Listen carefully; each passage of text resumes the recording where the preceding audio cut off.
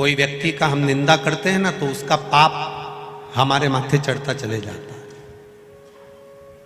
निंदा करने वाला, जिसकी हम निंदा कर रहे हैं उसका पाप। एक कथा पहले कही थी, आप लोगों के स्मरण में होगा। एक राजा को एक बीमारी लग गई, पूरा शरीर टपक रहा, गिर रहा, पूरा शरीर टपक रहा, गिर रहा,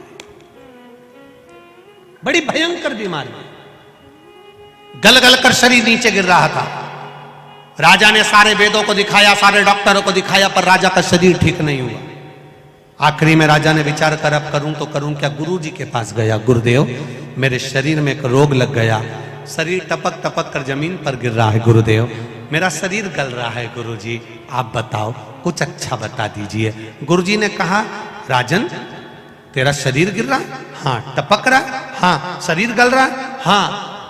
राजन तेरा भाई था ना, वो तो मर गया है, भाभी कहां है? घर में। राजन एक काम कर, जहां जिस कक्ष में तेरी भाभी सोती है उस कक्ष के बाहर रात्रि के समय पर जाकर दरी बिछाकर सोना चालू कर दे। किसी को बताना मती, किसी को बोलना मती, किसी से कुछ कहना मती, बस भाभी के कमरे के बाहर जाकर सोना चालू कर दे। ठीक है महाराज, इससे अच्छा हो जाऊंगा? बिल्कुल अच्छा हो जाएगा, जा सो। अब गुरु जो बताता है बड़ा विचित्र बताता है। दुनिया के लोगों को भले लगता है क्या शंकर जी को जल चढ़ाने से ऐसा हो सकता है, क्या बेलपत्र चढ़ाने से ऐसा हो सकता है, क्या धतूरा चढ़ाने से ऐसा हो सकता है, क्या शहद चढ़ाने से ऐसा हो सकता है, क्या चावल का दाना चढ़ाने से ऐसा हो सकता है, क्या शंकर जी के मंदिर में सफाई करने से, शिव जी के मंदिर को धो देने से, शंकर के मंदिर को साफ कर देने से क्या हमारी बीमारी समाप्त हो सकती है? क्यों नहीं हो सकती? अगर गुरु कह रहा है तो समझो, क्यों नहीं हो सकती? जाओ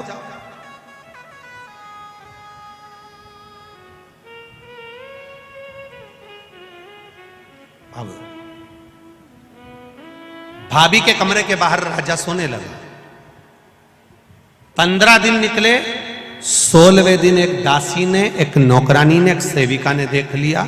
उसने दूसरी दासी से कहा, वो राजा कितना खोड़ला है, भाभी के कमरे में जाके सोता है, बेचारे उसका पति मर गया, उसके कमरे में जाकर सोता है। भाई मर गया और राजा भाभी के कमरे में जाकर सो रहा है। एक दासी ने दूसरी से कहा, दूसरी ने तीसरी से कहा, तीसरी ने चौथी से कहा, चौथी ने पांचवी से कहा। बात पूरे नगर में फैल गई। लोग राजा को गालियां देने लगे, अपशब्द कहने लगे, ताना देने लगे, आड़ा टेढ़ा कहने लगे, कोसने लगे, खूब अपशब्द कहने लगे। राजा धीरे धीरे धीरे धीरे राजा का शरीर अच्छा होते चले गया, राजा का शरीर ठीक होते होते चला गया। राजा एक नारियल लेकर, श्रीफल लेकर गुरुजी के पास पहुंच गया। गुरुजी, किसी डॉक्टर की दवाई नहीं लगी, किसी वेद की औषधि नहीं लगी, केवल भाभी के कमरे के बाहर सोने से मेरी बीमारी ठीक हो गई। कैसे हो गई?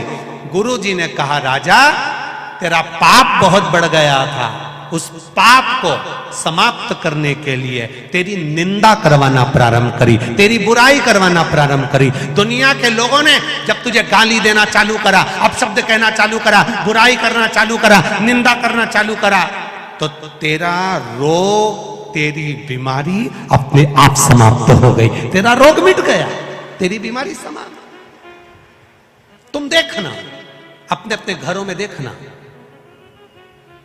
बहू का घुटना दुख है, बहू की कमर दुख है, बहू की पीठ दुख है, बहू का सिर दुख है, बहू का हाथ दुख है, बहू का पांव दुख है, और 70 साल 80 साल की डोकरी का कुछ नहीं दुख है।